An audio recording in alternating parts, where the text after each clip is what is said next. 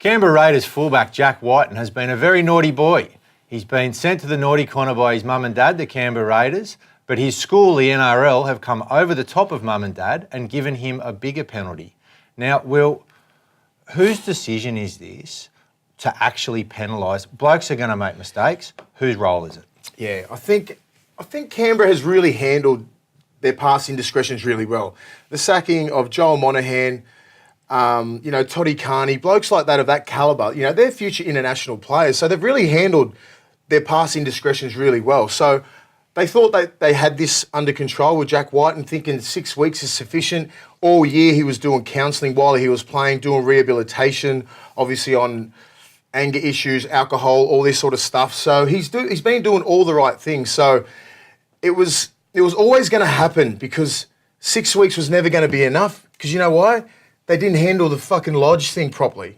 Yeah. And that's where it's an underlying factor because they had stuffed up so massive with the Lodge situation. This is the NRL, not the Raiders. This is the NRL. This is the NRL. And he's been a scapegoat because the NRL didn't handle their shit when Lodge was up there. And look, Lodge has been the best human being all year this year. He's acted like a model citizen, not hating on him at all. But it's all come from that incident in the off-season and the NRL didn't handle it. Jack has obviously handled it and the Canberra Raiders handled it in-house and I thought they were doing a great job. I thought six weeks was sufficient, even maybe a little bit too steep. There must be something in the water down in Canberra because, I mean, as you mentioned before, you've got Todd Carney, Monahan, Blake Ferguson, all these blokes that in the past, I mean, Canberra have got rid of some quality players and they have handled it in a strong and upfront manner. So I feel like they should be getting a little bit of leeway. If they felt, I don't know if the NRL is aware, if they've seen the footage or what it might be, because the footage still isn't available. Yeah. But I think the NRL necessarily has to come out now and say, all right, we are now going to control player penalties. Yeah, well, I seen a couple of journalists last night, Buzz Rothfield. He's got he's entitled to his own opinion. He reckons he should sacrifice nearly 250,000, more than 100,000, more than 30,000. Like he's pretty much his whole contract, which is left for the whole year.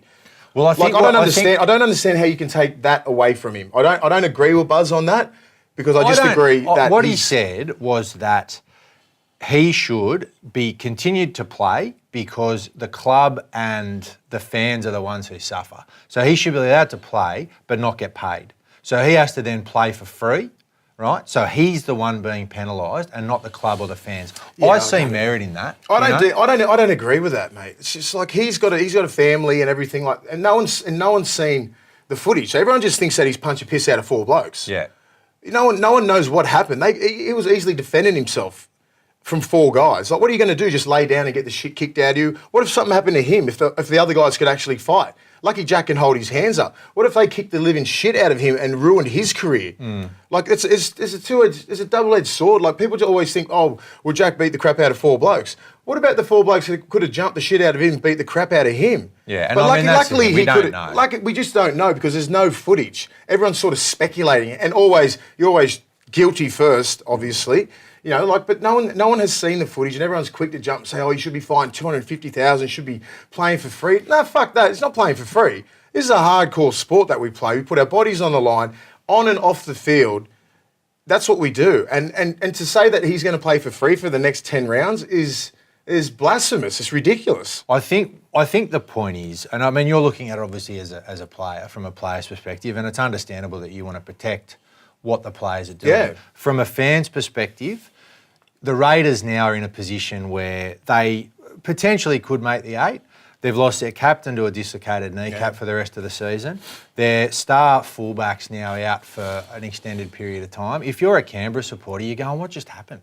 You know what I mean? And so Jack Wighton's behaviour, and at the end of the day, he was on the drink at 3 a.m. Yeah. Don't put yourself in the drink at 3 a.m.